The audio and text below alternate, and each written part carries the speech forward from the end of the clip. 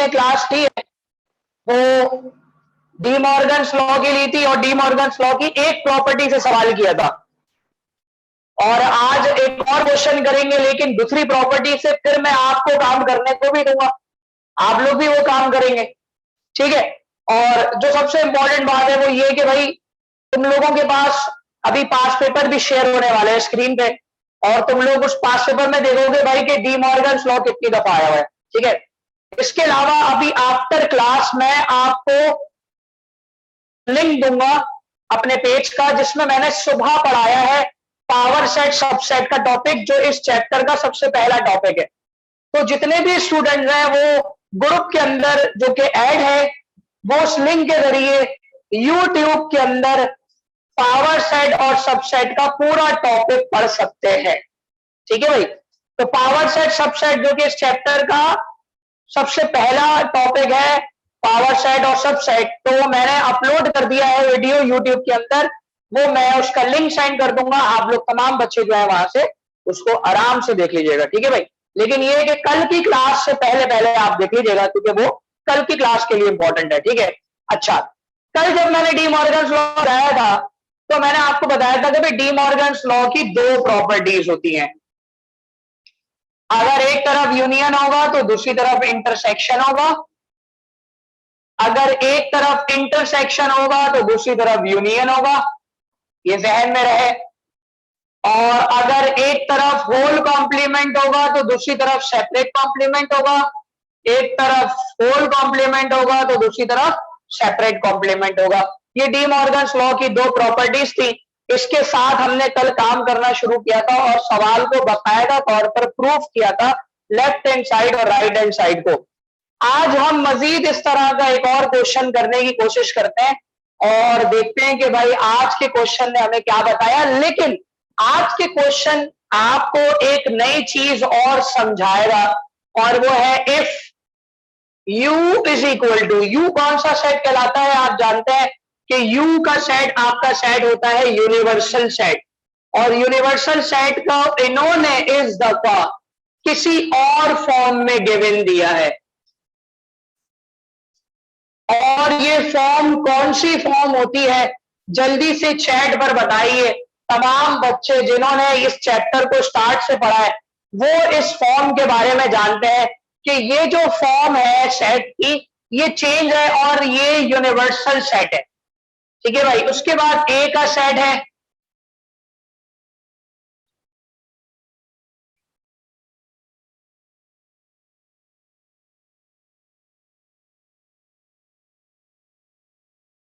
फिर बी का सेट है,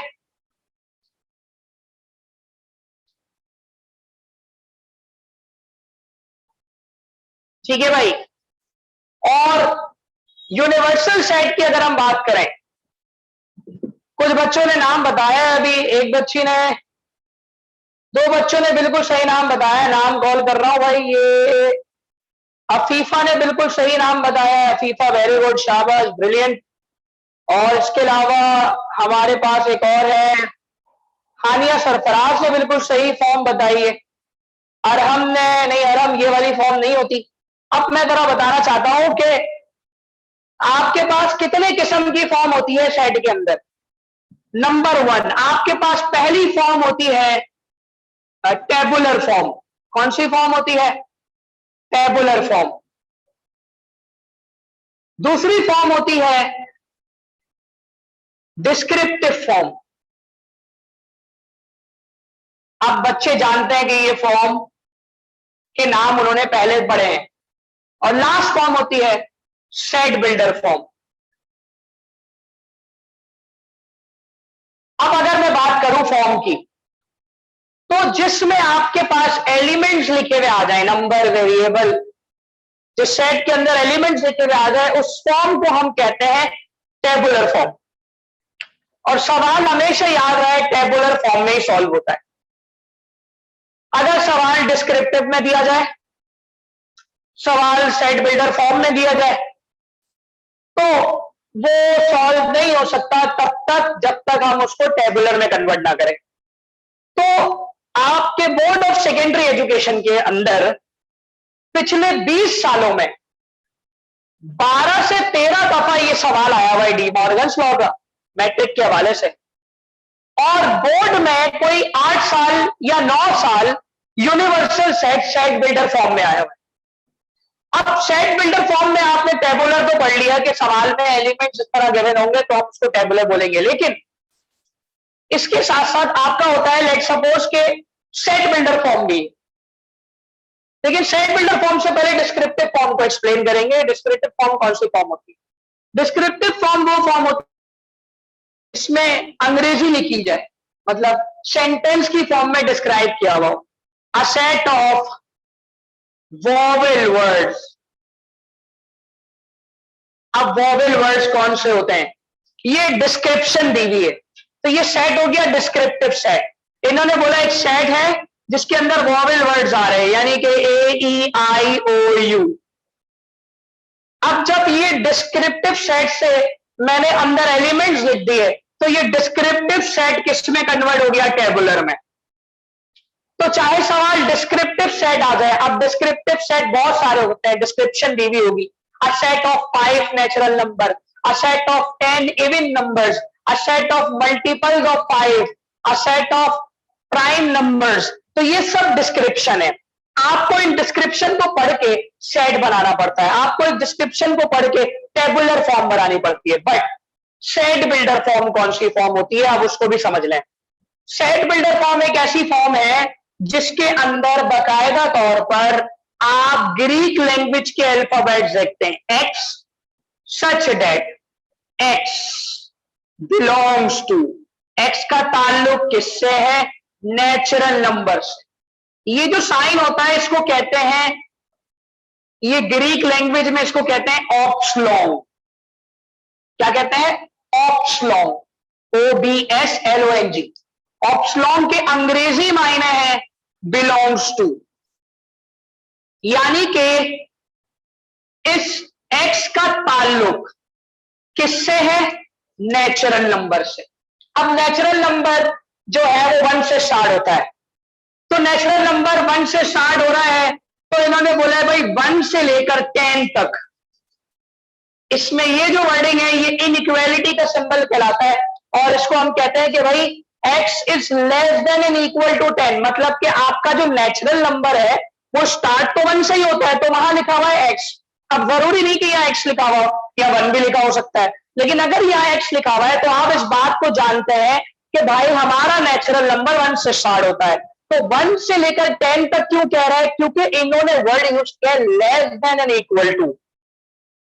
less than and equal to का मतलब क्या है?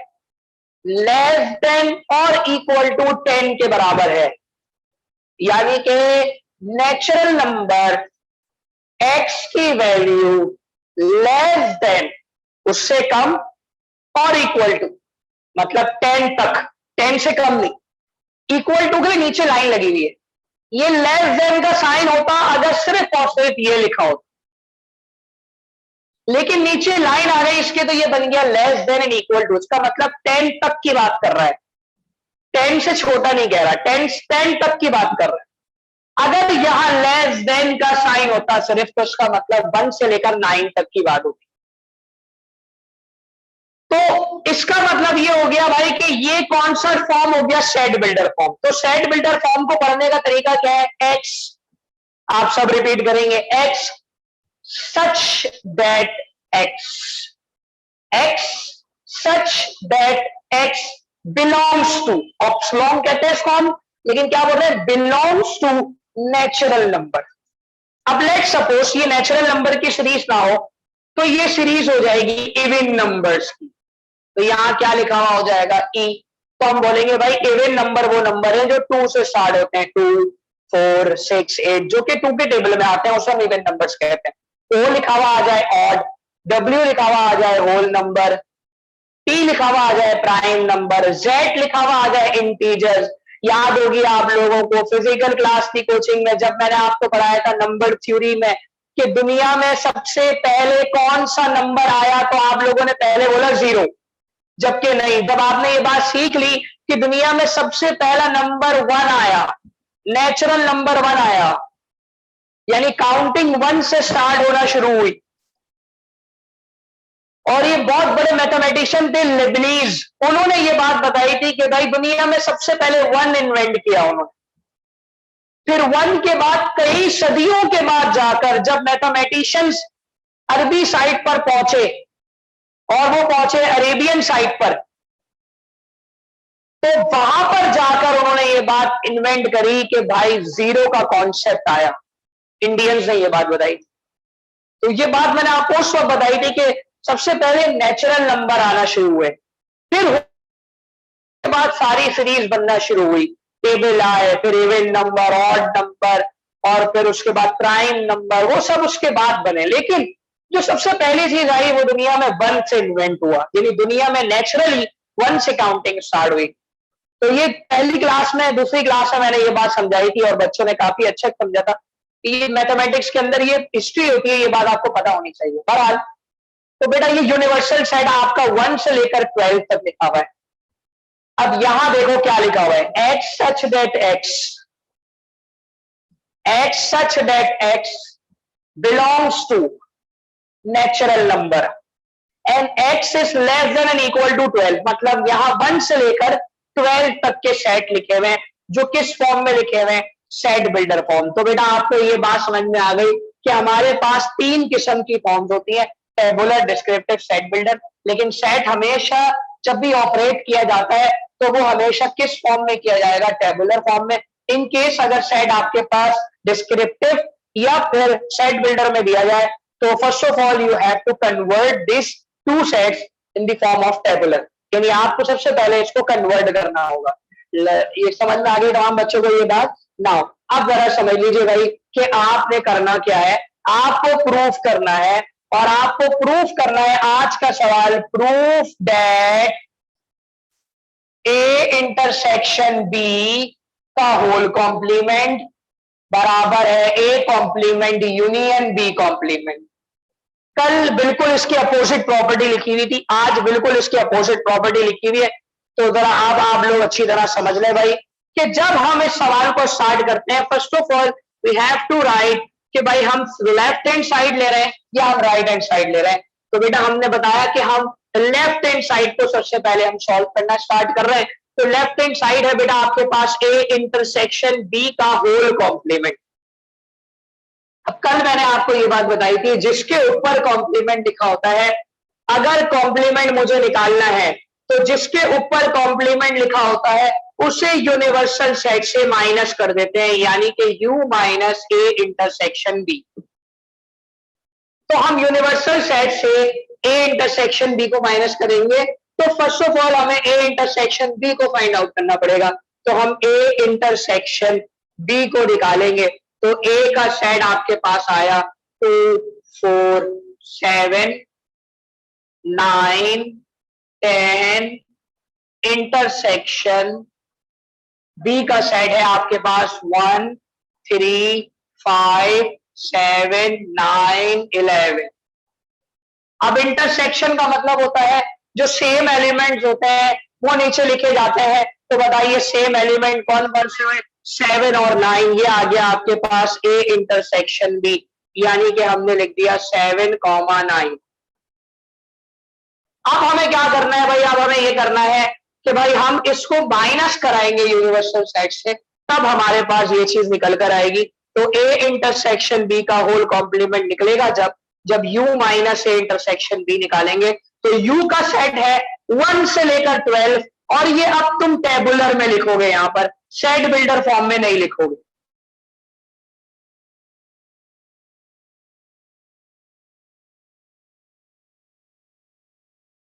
और इसको माइनस कराना है ए इंटरसेक्शन बी से, जो कि क्या निकला है 7,9। तो माइनस का रूल होता है सेम एलिमेंट कैंसिल कर दें, और जो पहले साइड में बचेगा वो आंसर होगा। तो पहले साइड में क्या बचा है भाई आपके पास,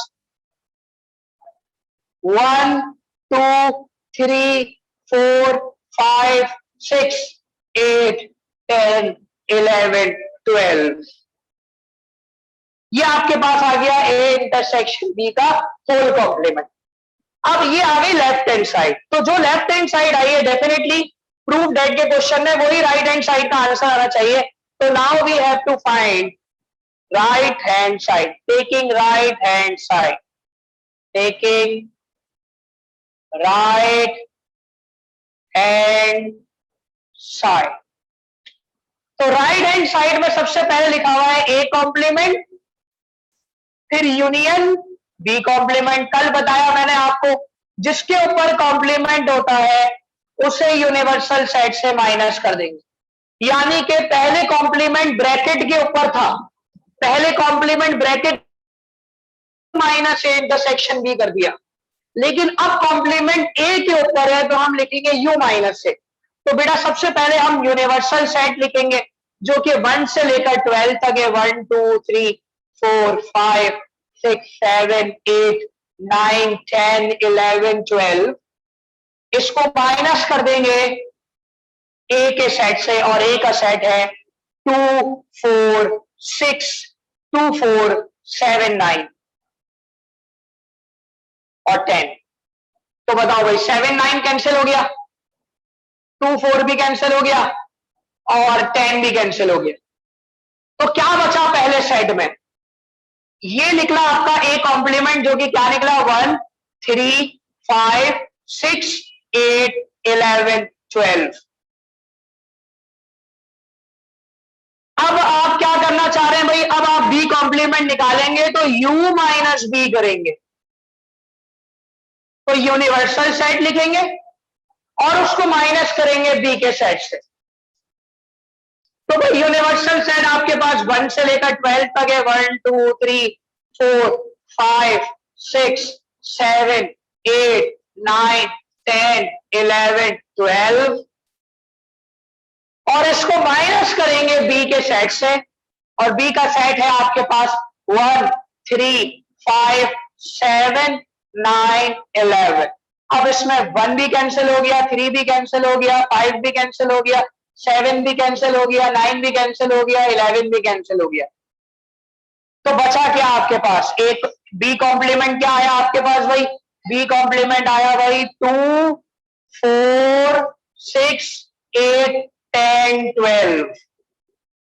अब हमने ए कॉम्प्लीमेंट भी निकाल लिया और हमने बी कॉम्प्लीमेंट भी निकाल लिया. ए कॉम्प्लीमेंट का ये आंसर है, बी कॉम्प्लीमेंट का ये आंसर है. इन दोनों का ले लेंगे यूनियन, और यूनियन का मतलब होता है सबको एक साथ अरेंज करते हुए लिख लेंगे. तो मेरे पास जगह खत्म हो गई है. अब आप लोग यूनियन खुद निकाल के बताएंगे भाई यही आंसर आ रहा है, और अगर यही आंसर है तो बाकायदा तौर पर नीचे आप लिख देंगे left hand side is equal to right hand side, hence proof. अब आप इससे कॉपी कर सकते हैं और आगे कंप्लीट खुद कर सकते हैं. अब आप लोगों ने जो क्वेश्चन करना है नया, वो सिर्फ एक करना है कि मैं इसी सवाल को करने को दे रहा हूं, लेकिन मैं प्रॉपर्टी चेंज कर रहा हूं. और प्रॉपर्टी क्या है भाई? ए यूनियन बी का whole complement, A complement intersection B complement. याद रहे जब प्रॉपर्टी चेंज हो जाती है तो वेरीफाई जिस नंबर से हो रहा है, हो सकता है उससे वेरीफाई ना हो, किसी और नंबर से वेरीफाई हो. ठीक है ना? तो शुरू हो जाए. इस सवाल को अभी करें सारे बच्चे, और चेक करिएगा कितने टाइम में आपका काम हो रहा है, लेकिन पूरी वर्किंग के साथ करिएगा ताकि पता चले भाई 5 नंबर का सवाल कितने मिनट में सॉल्व हो रहा है.